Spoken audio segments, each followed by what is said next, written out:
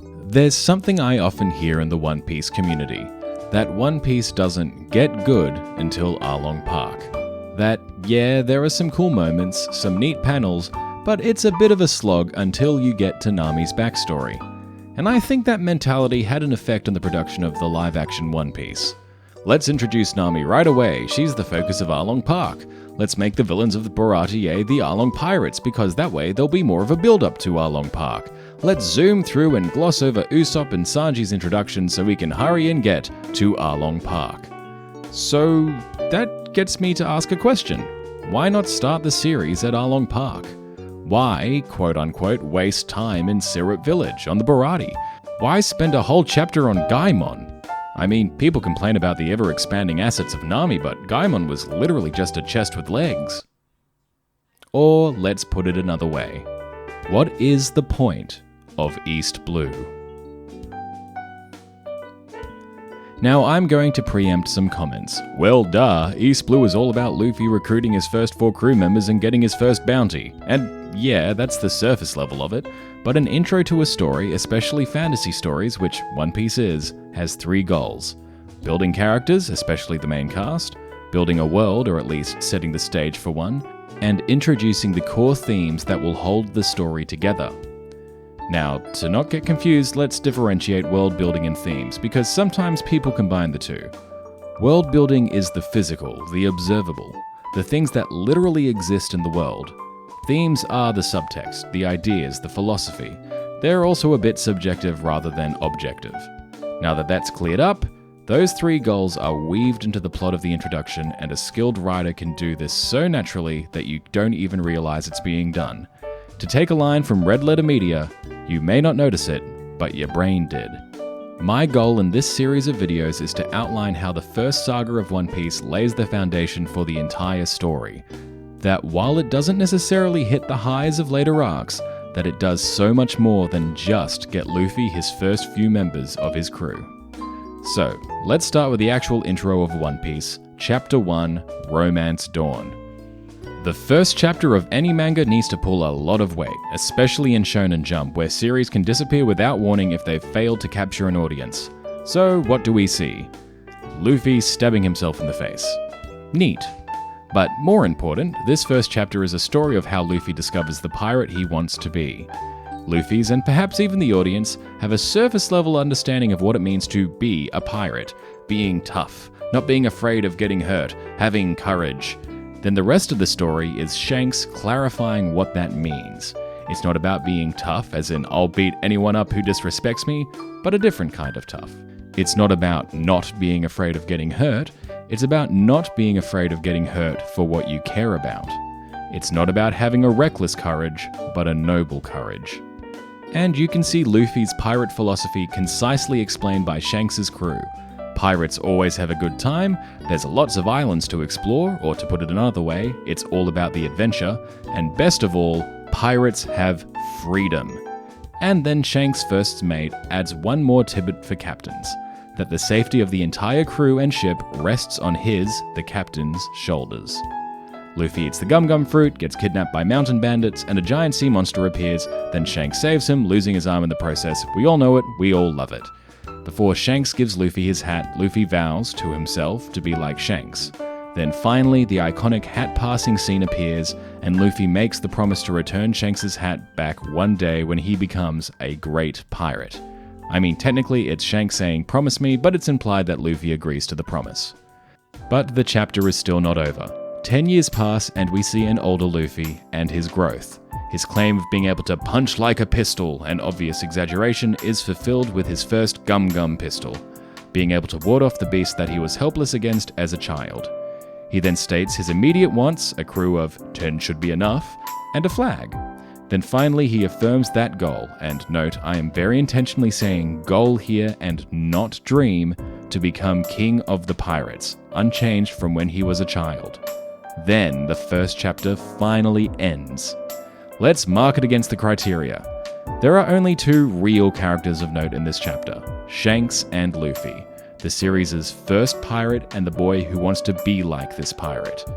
There are, of course, the surface layer observations about Shanks, his desire to protect his friends, his easygoing nature, his seeming aversion to violence, only wanting to use it as a last resort. Then there's what we can infer from the company that he keeps, so we can assume the three things, like having a good time, enjoying adventure, and wanting freedom, that his crew states about pirates is also true about Shanks, and also what his vice captain says about captains, that Shanks protects his crew. Then there are things that we can infer, namely Shanks' possession of the gum-gum fruit. He's in possession of a rare treasure, but also knows it can give you powers, but has not eaten it or had anyone in his crew eat it. Then again, Shanks says that a pirate who can't swim is no good, so maybe we can take that reason at face value. He took his treasure from an enemy ship, and we don't know where from or who from either. Finally, we learn that his hat means a lot to him. We don't know why just yet, but we'll find out eventually. Really, what we see of Shanks is what Luffy sees, someone worth admiring. We see the traits that made Luffy want to become a pirate and aspire to be even greater than Shanks. And for the next several hundred chapters, we'll only get crumbs of information about Shanks. Yay. But Luffy is the focus here, and as outlined, we learn his foundation for why he wants to be a pirate and what pirate he wants to be, his inspiration and his short and long-term goals. And a little taste of his strength going into the story proper. Nice. We see that he doesn't appear to have any parents in his life, and we establish a little bit about his powers, that he seems to be immune to blunt blows, he can stretch his body, and while he couldn't swim before, now he definitely cannot swim. He can also punch a giant sea monster hard enough to knock it out, I think? We don't actually see the monster pass the blow here. Not as cool as scaring it away just by looking at it, but it's a start. We're also introduced to one other character, just for a page, Gold Roger. We see him smile in the face of death, we see him start the Great Pirate Era with his proclamation, but other than that, the man himself and his treasure are a mystery. Roger at this point in the story is more of an idea, a driving force. It's not until much later the King of the Pirates will be humanized. Oh, actually there's one other character introduced here, Nami. On the big Chapter 1 title page, she's in the forefront right next to Luffy. Just thought it was worth mentioning. I think this is probably because a Nami-esque character appears in the One Piece prototype one-shot, also sharing the name Romance Dawn, so this is kind of an Oda saying, yep, this character is also returning, or something like that. Speaking of which, the world. Let's rapid fire. 1. Pirates exist. 2. Other criminals exist, or to say not all criminals are pirates. 3. Bounties exist. 4. There are these strange fruit that give you weird powers but take away your ability to swim. 5. These fruit aren't super common, or most people don't know about them, or at least if something strange happens, they don't immediately think that it's the work of these fruit. 6. There are giant sea monsters. 7. Shanks can scare away a sea monster just by staring it down. No, I'm not going to say that this is the first introduction of Haki, I'm just saying exactly what the first-time reader will see. 8. There's the title of Pirate King. 9. The story takes place during a Great Pirate Era. Notice that one thing is missing here. There is not one mention, at least in the official English translation, of One Piece, or The One Piece, or anything to that effect. The closest we have is Roger announcing his treasure is somewhere and it is yours if you find it. So there's a grand treasure somewhere out there that is a goal for many, if not all pirates. But it doesn't yet have a name. That's a lot of world building, but first chapters normally introduce a lot of information about a world by necessity. Finally, themes. The first chapter of One Piece sets up the East Blue with two important questions. What does it mean to be a pirate, and what does it mean to be a captain? One Piece tackles so many themes over its run, but these two questions are pretty tied specifically to the stories of the East Blue saga. But to get to one of One Piece's core themes, we'll have to move on to our second East Blue arc. I can already tell during script writing this video is going to be long. Nika, help us. Chapter 2 introduces us to two contrasts, Alvida and Koby. First, let's look at Alvida, the oft-overlooked second pirate we ever see in One Piece. If Chapter 1 showed us a pirate who was relatively peaceful, fun, caring, and a captain who is more of a servant leader type, we're introduced to the opposite in Alvida. While Shanks peacefully resolved an altercation, Alvida jumps to violence. Shanks was willing to give up an arm for a friend, Alvida will brutalize her own crew. Shanks laughs along if his crew laughs at him, while Alvida will discipline you if you don't affirm her to be the most beautiful of them all. And we see the result of this too. Her crew members going behind her back to have a sneaky drink because they fear her. There is no trust or respect in Alvida's crew. She commands them with fear only. Compare that to Shanks, who, in his confrontation with the mountain bandits, left himself open because he trusted his crew to have his back. None of this is stated. Luffy doesn't say, "Wow, you're a much meaner pirate than Shanks. Your crew doesn't trust you at all." It's just there. Show, don't tell. Koby, on the other hand, is a contrast to Luffy. Luffy is happy-go-lucky, strong, blunt. Koby is perpetually scared, weak, hiding his feelings. Luffy affirms, Koby denies. And then Koby is inspired by Luffy to become a different kind of contrast. Koby's dream is to become a marine admiral, in semi-conflict to Luffy's goal of being king of the pirates. Not to mean that both cannot be achieved simultaneously, but that their goals will force them to oppose each other. And Luffy affirms and supports Koby. This is another chapter chock full of Luffy character.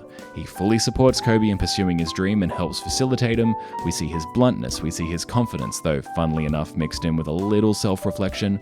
We see his reaction to being in a life-threatening situation. We also learn that Luffy is very incompetent at being a pirate, at least in the ways of being able to handle himself on the open sea. Keep this in mind. And at the very end of the chapter, we see the side of him that will form the strongest part of his character, his refusal to judge others based on what other people say, especially if they don't know the person they talk about. The final character that sort of gets introduced is Zoro. A clever guy, a demonic beast, truly a diabolically evil genius. I can't wait to meet this mysterious character. As for world building, here are the new things we learn. Number 1, the Navy exists. Number 2, the Navy, though this might be obvious, stand against pirates. 3, there are, for lack of a better term, different pirate philosophies, the Shanksy kind and the Alvida kind, at least so far. Number 4, it's not just giant beasts that make the sea dangerous. Number 5, we finally get the name of Roger's treasure, One Piece. And it's important that Koby says it too. It's not just pirates that know of Roger's treasure. Yes, technically Koby is serving aboard a pirate ship, but he's not a pirate. It's widely known, and it's lost too. Number 6, we also hear about this dangerous place called the Grand Line, also known as the Pirate's Graveyard. Theme-wise, we finally touch on a core theme of One Piece, dreams and the pursuit of them, and the Luffy Liberation Loop, as I like to call it. Koby's story is a condensed version. The steps of the Luffy Liberation Loop are as follows. Number 1, someone is restricted or oppressed in some way. 2, Luffy shows up and liberates them, either mentally and or physically.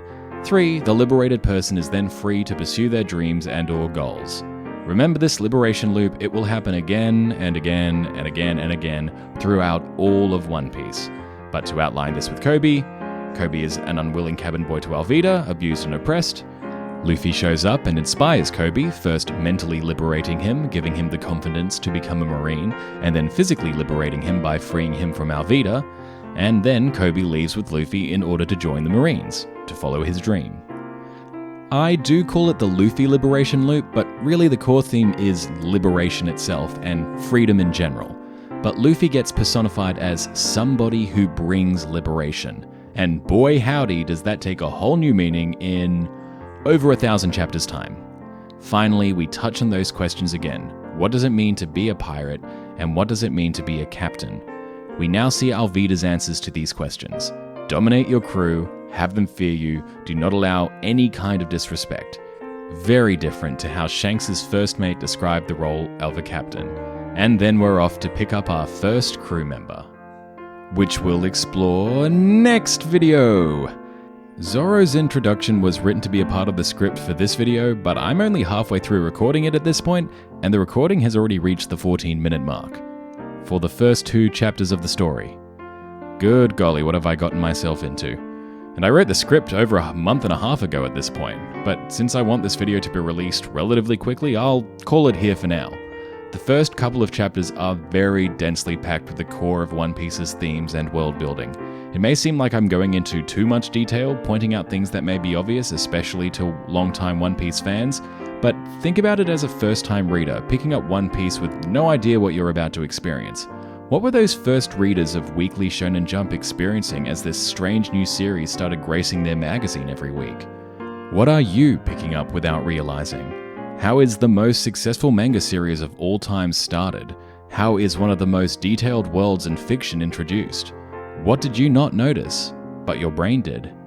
Next video, we'll be covering Zoro's introduction and how it tells us so much more about the character and the world than people give it credit for. Share with everyone in the comments if I missed anything. Is it that Shanks' first mate does indeed mention duties like pillaging and hostage-taking, which is why Luffy isn't particularly bothered that a pirate does that stuff, as long as it's not to someone he likes? The more we dissect, the more we can appreciate One Piece together. After all, it's not I attempt new things, it's we attempt new things. Thank you for watching, and I hope you have a fruitful day. Now time to record the Zoro intro arc script.